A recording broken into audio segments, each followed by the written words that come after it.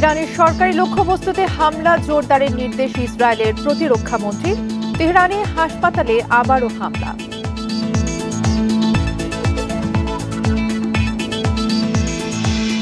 ইরানে ও গাজায় ইসরায়েলের হামলা বন্ধের দাবি ইসলামী দলগুলোর। রাজধানীতে বায়তুল মোকাররমের সামনে বিক্ষোভ।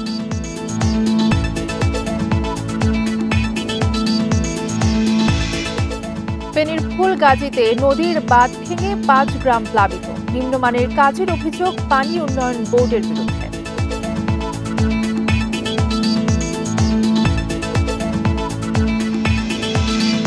শাহজালাল বিশ্ববিদ্যালয়ের ছাত্রীকে মেসে ডেকে ধর্ষণের অভিযোগ। ২ ছাত্র গ্রেপ্তার, শাস্তি দাবিতে বিক্ষোভ।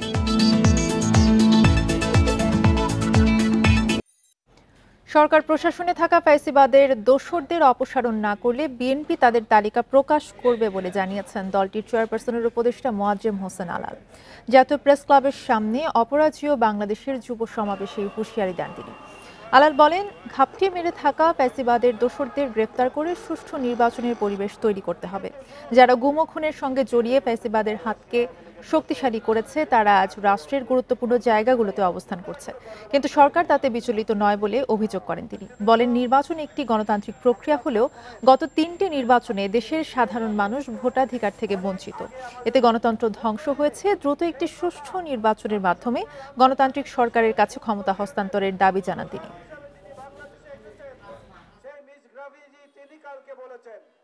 একটা নির্দিষ্ট সময়ের মধ্যে প্রশাসনের বিভিন্ন স্তর থেকে ফ্যাসিবাদের দোসর এই জঞ্জালদের যদি পরিষ্কার না করেন, বঙ্গভবন থেকে শুরু করে ইউনিয়ন পরিষদ, গণভবন থেকে শুরু করে সিটি কর্পোরেশনের ওয়ার্ড পর্যন্ত সব জায়গায় ঘাপটি মেরে লুকিয়ে থাকা এই ফ্যাসিবাদের দোসরদের তালিকা প্রকাশ করে দেব। লন্ডনে প্রধান উপদেষ্টা অধ্যাপক মোহাম্মদ ইউনূস ও তারেক রহমানের সফল বৈঠকের পর থেকে পার্শ্ববর্তী একটি দেশ ষড়যন্ত্র শুরু করেছে বলে মন্তব্য করেছেন বিএনপির সিনিয়র যুগ্ম মহাসচিব রুহুল কবির রিজভী আহমেদ। শুক্রবার পাবনার চাটমোহরে তিনি এসব কথা বলেন। চাটমোহরের অসুস্থ শ্রমিক দল নেতা আবু তাহিরকে দেখতে গিয়ে সাংবাদিকদের রিজভী বলেন, ফ্যাসিবাদী আওয়ামী লীগকে পুনর্বাসন করতে ভারতীয় নীতি নির্ধারকরা নানাভাবে ষড়যন্ত্র করে যাচ্ছেন। শেখ হাসিনার পতনকে তারা সহ্য করতে পারছেন না। রিজভী বলেন, আগামী নির্বাচন অবাধ, সুষ্ঠু এবং নিরপেক্ষ এবং যৌক্তিক সময়ই হবে। এবারে নির্বাচনে জনগণের দাবির প্রতিফলন হবে বলে আশা করে বিএনপি।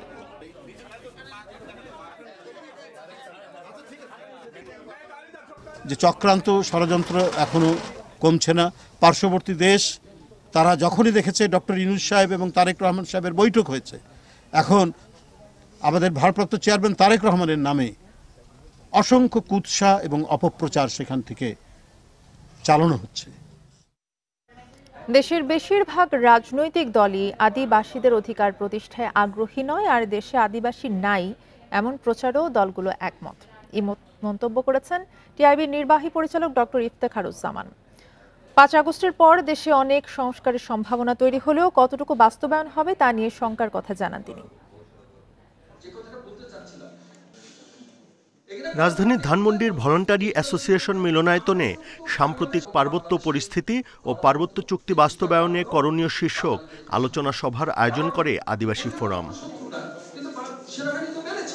আলোচনায় বক্তারা বলেন, রাজনৈতিক সদিচ্ছার অভাবে আদিবাসীরা আজও অনিশ্চিত ভবিষ্যতের দিকে তাকিয়ে। আদিবাসীদের সামগ্রিক মানবাধিকার পরিস্থিতিও শোচনীয়। আসলেই তো এটা একটা বড় রাজনৈতিক সংকট। তাহলে সমাধানটা করতে হবে তো রাজনীতি দিয়ে, চুক্তিটা হতে এই কারণে।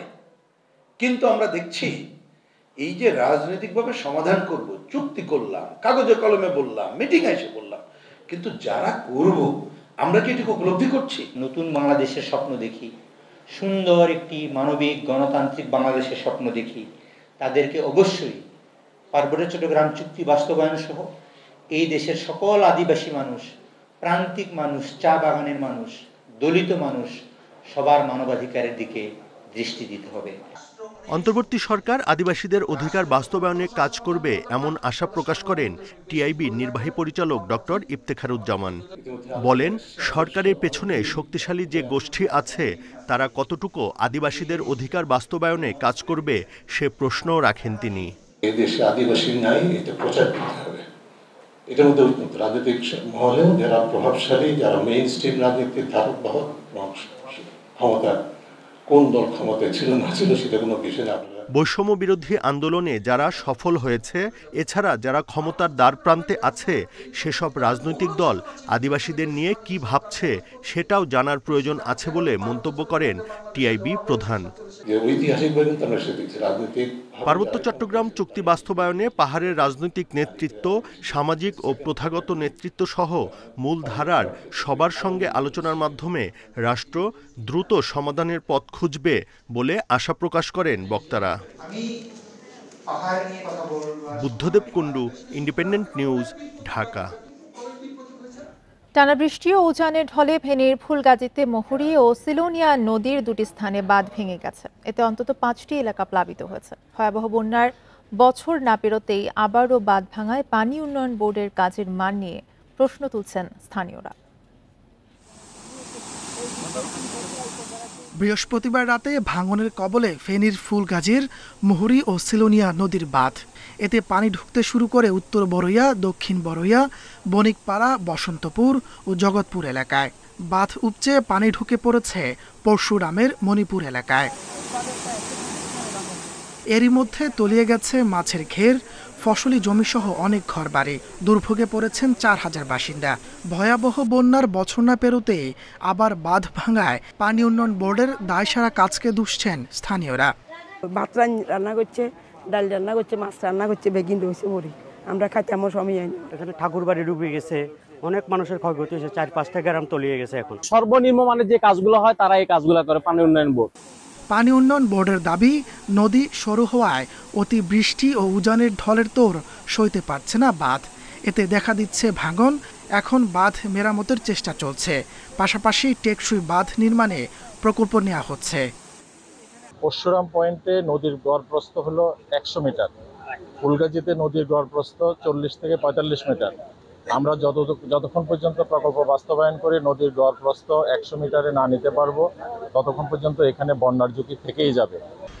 2024 সালের আগস্টে মহুরীর বাঁধ ভেঙে ভয়াবহ বন্যার কবলে পড়ে পুরো ফেনী। ক্ষতি হয় 10,000 কোটি টাকার বেশি। Independent news.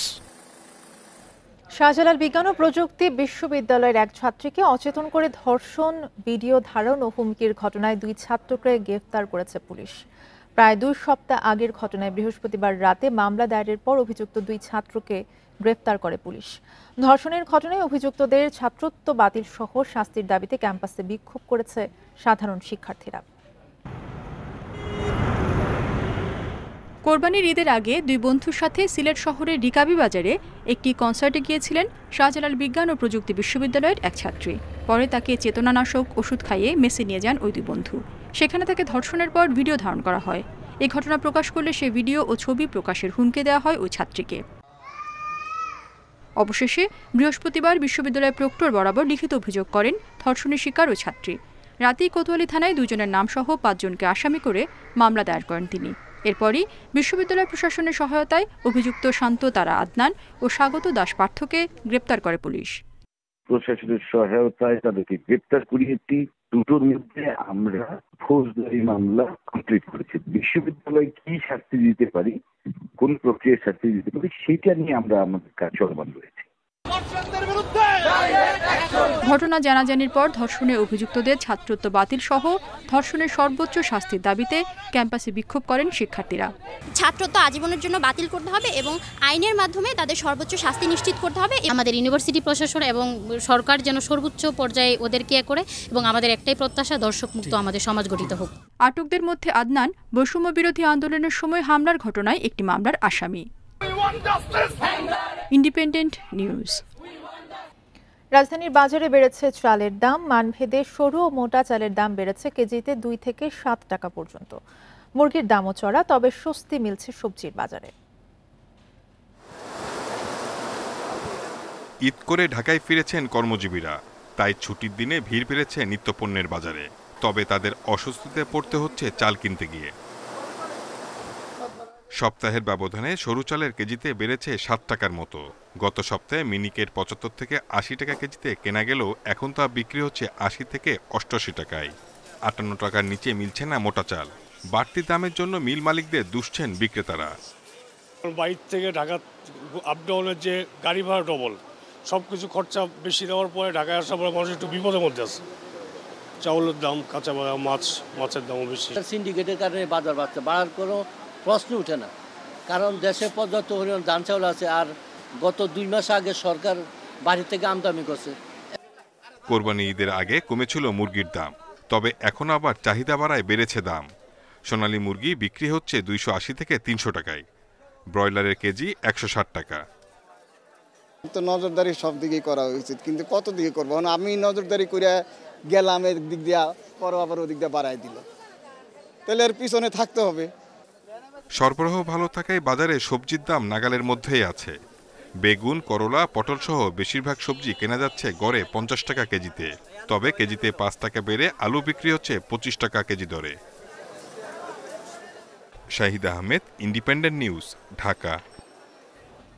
2024 সালে দেশের সরাসরি বিদেশি বিনিয়োগ এফটিআই কমেছে 13%। গত বছর নেট এফটিআই এসেছে $127 কোটি, স্থানীয় মুদ্রায় যা প্রায় 15,500 কোটি টাকা। ফরেন ইনভেস্টর চেম্বার বলছে, নীতির ধারাবাহিকতা, বিশ্বাসযোগ্যতা এবং ব্যবসার পরিবেশ সূচকে বাংলাদেশ পিছিয়ে আছে। বিদেশি বিনিয়োগ বাড়াতে এসব জায়গায় উন্নতির পাশাপাশি দেশের শক্তিশালী ব্র্যান্ডিংয়ের তাগিদ সংগঠনটির। বাংলাদেশের মতো উন্নয়নশীল দেশের অর্থনৈতিক প্রবৃদ্ধি ও কর্মসংস্থানে বিদেশি বিনিয়োগ খুবই গুরুত্বপূর্ণ, কিন্তু ঐতিহাসিকভাবেই এমন বিনিয়োগ আকর্ষণে পিছিয়ে রয়েছে দেশ। 2024 সালে সরাসরি বিদেশি বিনিয়োগ এসেছে মাত্র $127 কোটি, যা 2023 সালে ছিল $146 কোটি 40 লাখ। বৃহস্পতিবার জাতিসংঘের বাণিজ্য ও উন্নয়ন বিষয়ক সংস্থা আঙ্কটাডের বিশ্ব বিনিয়োগ রিপোর্টে বিদেশি বিনিয়োগের এসব তথ্য উঠে আসে। গত বছর শেষে বাংলাদেশে বিদেশি বিনিয়োগের স্থিতি $1,829 কোটি, যা জিডিপির মাত্র 4%। দক্ষিণ এশিয়ায় ভারতের এমন বিনিয়োগ 14%, ভুটানে এ হার 17%। ফরেন ইনভেস্টর্স চেম্বার বলছে, এদেশে বিনিয়োগ পরিস্থিতির নাজুক অবস্থা দীর্ঘদিনের। ফরেন ইনভেস্টমেন্ট নির্ভর করে একটা দেশের বিশ্বাসযোগ্যতার উপর, পলিসি কনসিস্টেন্সির উপর, এবং দেশের একটা জিনিস তৈরি করা কত সহজতর হয় ব্যবসা করা। আমরা যে 3টে ক্ষেত্রেই আমি আপনাদের বলি, আমাদের কিন্তু 3টে ক্ষেত্রেই আমরা খুব একটা ভালো না। আমাদের দেশের বিশ্বাসযোগ্যতা পলিসি, আমি আগে প্রায় বলি, ইজ ভেরি লো। গেল বছর বিদেশি বিনিয়োগকারীদের নতুন প্রকল্পে বিনিয়োগে ঘোষিত অর্থের পরিমাণও কমে দাঁড়িয়েছে $175 কোটি, যা 2023 সালে ছিল $270 কোটি। এমন ঘোষণা ভবিষ্যতের প্রকৃত বিনিয়োগের আভাস দেয়। তবে বিনিয়োগকারীরা বলছেন, অন্তর্বর্তী সরকার বেশ কিছু ইতিবাচক পদক্ষেপ নিচ্ছে, যার সুফল মিলবে ভবিষ্যতে। একটা বড় কাজ করতে হবে যে আমাদের দেশের এই ব্র্যান্ডিংটা বাড়াতে হবে টু স্টার্ট উইথ। সো আমাদের এফডিআর ইস্যু কিন্তু is a long term issue. হ্যাঁ, যে বাংলাদেশ প্রেফারেবল ডেস্টিনেশন, সেটা আমাদেরকে পিচ করতে হবে, সেল করতে হবে, এবং এটা will take a lot more time. বিদেশি বিনিয়োগ বৃদ্ধির জন্য দেশের আইন শৃঙ্খলা পরিস্থিতির উন্নতি, সচল অর্থনীতি ও রাজনৈতিক স্থিতিশীলতাও জরুরি বলে মনে করেন সংশ্লিষ্টরা। Hari Saha, independent news, Dhaka. অনিশ্চয়তার মুখে পড়েছে বাংলাদেশে বসবাসরত রোহিঙ্গাদের নিজ দেশে ফেরা। মিয়ানমারে গৃহযুদ্ধের কারণে আলোর মুখ দেখেনি প্রত্যাবাসন, তবে এখনও নিজ ভিটে মাটিতে ফেরার আশায় রোহিঙ্গারা। প্রত্যাবাসনে গতি আনতে মিয়ানমার সরকারের পাশাপাশি আরাকান আর্মির সঙ্গেও আলোচনা করা উচিত বলে মনে করেন প্রত্যাবাসন কমিশনার। কক্সবাজারের উখিয়া টেকনাফের 33টি ক্যাম্পে বসবাস 13 লাখের বেশি রোহিঙ্গার। মিয়ানমারের নিপীড়ন সংঘাতের কারণে বাংলাদেশে আশ্রয় নিয়েছেন তারা। এর মধ্যে বারবার আলোচনায় এসেছে তাদের প্রত্যাবাসনের ইস্যুটি। জান্তা সরকারের নিপীড়নে রাখাইন ছাড়া রোহিঙ্গাদের নিজ ভূমিতে ফেরার অনিশ্চয়তা কাটেনি আরাকান আর্মি প্রদেশটি দখল নেওয়ার পরও, বরং বিদ্রোহী আরাকান আর্মিও বিরূপ রোহিঙ্গাদের প্রতি। সম্প্রতি নতুন করে বাংলাদেশে ঢুকেছে 1,18,000 রোহিঙ্গা। তবে এখনো নিজ দেশে ফেরার আশা ছাড়েননি রোহিঙ্গারা। পরিস্থিতি স্বাভাবিক হওয়ার অপেক্ষায় তারা। আমরা আগেও বিশ্বকে জানিয়েছিলাম বাংলাদেশ আমাদের সাময়িক আশ্রয় দিয়েছে, তার জন্য আমরা শুকরিয়া জানাচ্ছি। তাদের সাথে আমাদের ঝগড়া বিবাদ লাগার আগে আমাদের জন্য দ্রুত সেফ জোন বানাতে হবে। আমাদের অধিকার নিয়ে বার্মা সরকারকে আমাদের ফেরত দেওয়ার জন্য বিশ্ববাসীর কাছে অনুরোধ করছি। সরকারের দিবা বলে আশা করি। নিজেদের অধিকার নিয়ে নিজ দেশে ঘরবিটা দিয়ে আমাদের পৌঁছিয়ে দিলে আমরা খুব খুশি হব। শরণার্থী ত্রাণ ও প্রত্যাবাসন কমিশনার মনে করেন প্রত্যাবাসন নিয়ে মিয়ানমার সরকারের পাশাপাশি আরাকান আর্মির সঙ্গেও আলোচনা চালিয়ে যাওয়া উচিত। পরিস্থিতি স্বাভাবিক হলে প্রত্যাবাসন প্রক্রিয়া সহজ হবে বলে আশা করছেন তিনি। যুদ্ধ পরিস্থিতি থেকে বেরিয়ে এসে এটা নতুন গণতান্ত্রিক কিংবা সুষ্ঠু পরিবেশ বজায় রাখতে হয়, তাহলে সেইখানে রাখাইন কমিউনিটির যে প্রতিনিধির পাশাপাশি যে সেকেন্ড লার্জেস্ট কমিউনিটি যারা রয়েছেন রোহিঙ্গা জনগোষ্ঠী, তাদের প্রতিনিধিত্ব নিশ্চয়ই তারা নিশ্চিত করবেন। রোহিঙ্গাদের নিজ দেশে ফেরত পাঠাতে না পারলে সংকট আরও বাড়বে। ক্যাম্পগুলোতে বছরে জন্ম হচ্ছে অন্তত 30,000 শিশুর। এই ছিল এখনকার সংবাদের সাথে থাকার ধন্যবাদ সবাইকে।